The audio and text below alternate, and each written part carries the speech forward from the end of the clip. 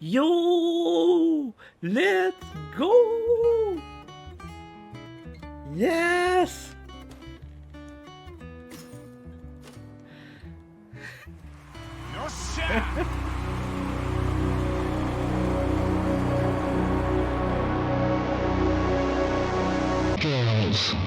Hop, hop, hop, hop.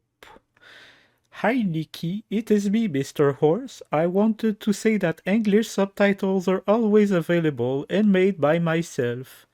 Thank you, Mr. Horse, but I already know how to speak 5 languages. But it will be useful for those who don't. Dans le jeu Lost Judgment, sorti en 2021, un spin-off de la série Yakuza, Yagami, un ex-avocat maintenant rendu détective, doit investiguer dans une grosse série de side-quests un mystérieux professeur qui scamme le monde avec l'aide d'un autant mystérieux forum internet. Yagami infiltre donc plusieurs clubs scolaires en tant que conseiller et investigue d'autres activités qui n'ont pas rapport à l'école, mais qui sont néanmoins des pistes pour son investigation. Comme le bar Girl Talks, qui a un concept très simple de prendre un coup en ayant une conversation avec une des barmaids, tout en essayant de pas trop dire des niaiseries parce que t'es rendu pacté. Naturellement, Yagami sort de là un peu sous, puis là, il embarque sur son skateboard. C'est pas une très bonne idée parce que l'alcool lui fait perdre pas mal l'équilibre, mais c'est la nuit à Yokohama et il y a pas un chat. En fait, il y en a un. C'est là que Yagami se dirige à toute vitesse. À côté du parc de sans-abri, proche de la rivière, il y a des chats que Yagami essaye de devenir ami avec. Il fait un effort pour se rappeler leur nom, les regarde avec la tendresse d'un homme encore un peu chaud et se dirige ensuite vers le studio de boxe pour continuer son investigation. Et aussi pour dégriser. Il sort de là, il reprend son skate et il retourne au bar pour une énième tournée. Ok, des fois, il y a juste de quoi qui se passe, des as qui s'alignent. Si après genre plusieurs mois planifier une éventuelle vidéo sur les maps de Yakuza, arrive soudainement de quoi qui n'a pas d'allure. Ouais, si on parlait plutôt de parkour en vélo dans un jeu open world de style dress-up. Yup, attache bien ton casque parce que tout ça, c'est pas mal dangereux. Le jeu, c'est Infinity Nikki, un cute jeu qui n'arrête pas de me surprendre, autant dans son ton, comme la fois où il y a un petit dude qui a déclamé avec tout le drama shakespearien. Just send me! At least let me go there! Let them shred me! I just want to fight for myself! Let them shred me, ou dans sa musique, comme la fois où il y avait un donjon avec une toune qui sonnait comme un instrumental d'une toune de Kendrick de l'époque To Pimp a Butterfly, et plein d'autres affaires. Un jeu très surprenant où j'assumais que ça jouerait safe, puis non, c'est pas safe parce que Nikki ne porte pas de casque. Fait que Infinity Nikki, c'est un jeu live service. Par ça, je veux dire, à chaque 6 semaines, il y a une mise à jour avec du nouveau stuff.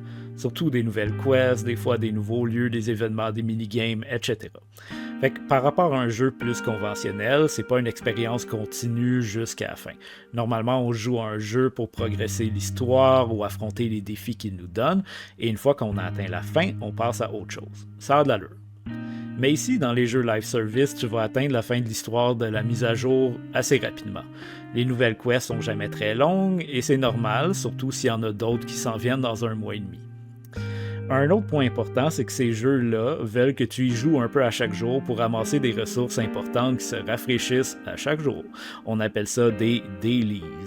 Dans certains jeux comme Final Fantasy XIV, qui est le gros multijoueur de Final Fantasy, les dailies peuvent prendre une bonne heure. Mais avec Nikki, je dirais que c'est comme plus 3 minutes gros max à faire. Quand t'as fini l'histoire des quêtes et que les dailies sont faits, si t'as le goût d'avoir du fun, faut que tu trouves ta définition de but. Ça peut plus juste être faire des quests ou faire des dailies. Des fois, c'est aussi simple que juste vouloir vibrer dans un jeu, chose que je fais souvent, explorer les endroits que t'as pas beaucoup visités, ramasser plus de ressources, mais des fois aussi le jeu te donne des mini-objectifs à faire, puis ben, tu vas les faire parce que anyway, qu'est-ce que tu ferais d'autre?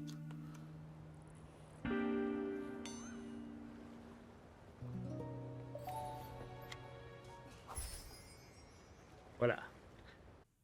Je vais parler brièvement de mon expérience avec les montures dans les jeux. Bike, cheval, skateboard, you name it. J'ai de la misère à garder une monture, surtout si ça demande beaucoup de maintenance. Je pense à Breath of the Wild. C'est le fun les chevaux, mais t'as tellement de petites choses à faire partout à pied et tu peux fast travel où tu veux, quand tu veux, si facilement que j'utilisais presque jamais le cheval. Même chose avec Nikki.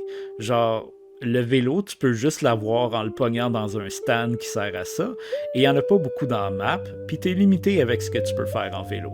Tu peux pas attaquer, tu peux pas attraper des insectes ou flatter des animaux, tu peux pas pêcher. Par contre, il y a des jeux où c'est facile pour moi d'utiliser les montures. Je pense à Red Dead Redemption, où c'est facile de summon ton cheval en l'appelant. La densité de l'open world est telle que t'as pas besoin de débarquer du cheval constamment. Et surtout, c'est un vrai moyen de transport efficace parce que tu peux pas fast travel où tu veux facilement.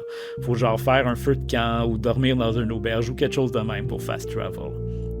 Fait que t'as toutes les bonnes raisons pour rester sur ton cheval. C'est semblable avec Grand Theft Auto, c'est la même affaire, mais en char. Et il y a des jeux comme Lost Judgment et Yakuza 8 où tu peux juste summon une monture out of nowhere, comme un skateboard ou un Segway, puis tu peux juste le sortir et le ranger de même. C'est comme ça fait partie de toi, un véhicule qui est une extension de ton personnage. Fait que, à part si tu crées les paramètres exacts pour que j'utilise les montures, je risque de jouer au jeu à pied. Certaines personnes vont jouer à ces jeux-là avec leur monture comme fidèle compagnon, et c'est cool, c'est juste pas de même que je joue.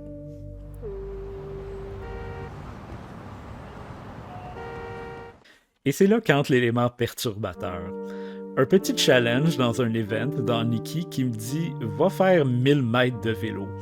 Ok, anyway, qu'est-ce que j'aurais de mieux à faire? Fait qu'on va en profiter pour faire le tour de l'île du festival des feux d'artifice qui est apparu dans la dernière mise à jour. Anyway, il y a un kiosque pour louer des vélos. C'était toute une ride. Il y a des ponts brisés, tu peux pas faire un tour de montagne facile comme il n'y a pas de route pour la montée ni juste pour faire le tour de l'île.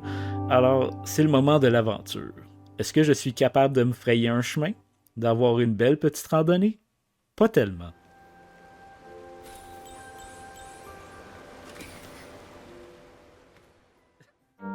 Ce qui est arrivé, c'est plus que j'ai pogné une des barques en bas d'une falaise straight dans la rivière. Et le jeu m'a respawné à un endroit un peu bullshit. Là, j'étais pogné. Je pouvais abandonner mon bike et me téléporter et en louer un autre, ou je pourrais essayer de m'en sortir. Mais Infinity Nikki, c'est pas un jeu de BMX, ou en tout cas, c'est ce que je me disais. Parce que ça a l'air qu'on peut juste faire des jumps sur des falaises à presque 90 degrés. Tout commence avec une chute. Comme Newton a découvert la théorie de la gravité à cause de la chute d'une pomme sur son coco, mes aventures de BMX ont commencé en bêchant dans une rivière. Un vrai déclic, un moyen d'expression s'est révélé. Peut-être que Nikki, à comparer à Link de Breath of the Wild ou au Traveler de Genshin Impact, peut pas simplement escalader n'importe quelle surface en la grimpant, mais elle peut certainement l'escalader en bike. Il y a une citation célèbre de Todd Howard à propos de Skyrim qui dit « See that mountain? You can climb it ». On va souvent citer cette phrase quand on parle ou on blague à propos d'un jeu open world. L'idée de pouvoir atteindre un lieu qu'on voit de loin, c'est l'essence de l'aventure. On planifie, on explore, on atteint.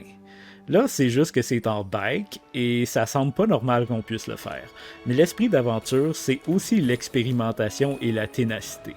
À un moment donné, tu pognes le bon angle et boum! See that mountain, you can bike it.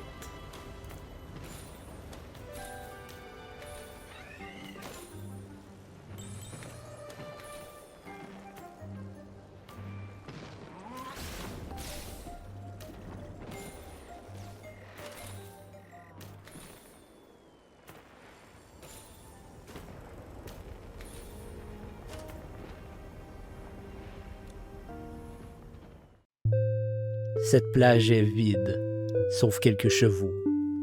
Abonnez-vous à mon Patreon et rejoignez-les.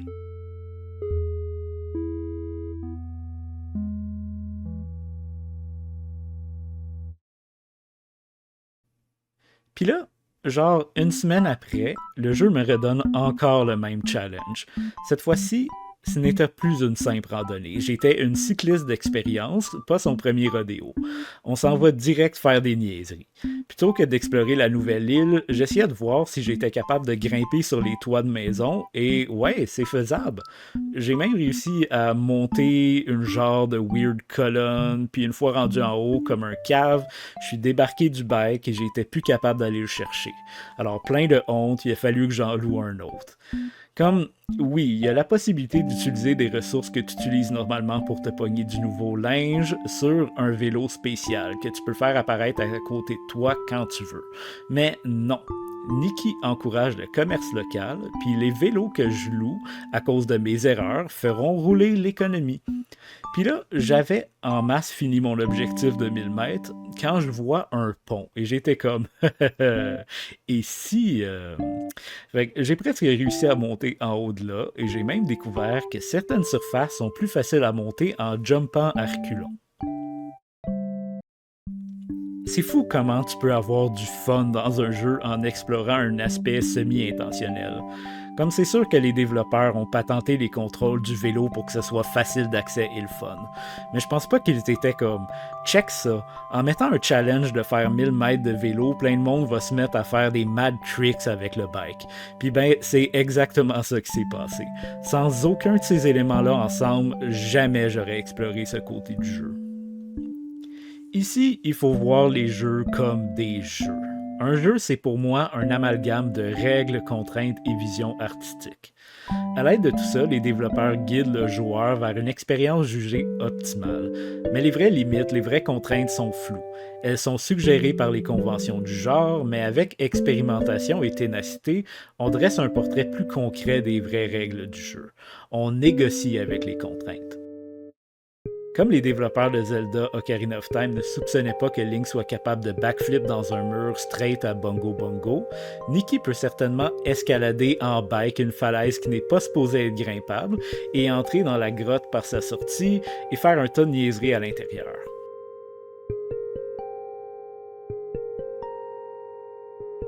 En révélant les vraies limites d'un jeu, tu changes aussi ta perception de ses éléments narratifs. Ici, dans l'anecdote de Yagami, qui est perpétuellement dans la boucle de boire un coup, se garrocher sous en skateboard vers les chats, faire de la boxe, on repousse pas tant les limites ou les règles, mais la répétition des actes crée un élément narratif très concret et très comique. Pour moi, ça fait partie de l'histoire de Lost Judgment. Le jeu t'a donné les morceaux d'un puzzle et tu les as assemblés d'une manière qui raconte une histoire non intentionnelle.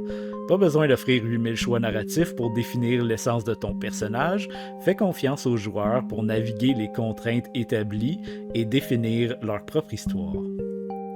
Je vous encourage à expérimenter avec les jeux. Pas besoin de se lancer dans l'art du speedrunning. Essaye de clipper dans un mur, de jumper là où t'es pas supposé, d'observer où vont les NPC. Bref, d'avoir un rôle plus actif dans l'acte de jouer. Ou des fois, t'as juste besoin de mettre ton casque et de bêcher en bas d'une rivière.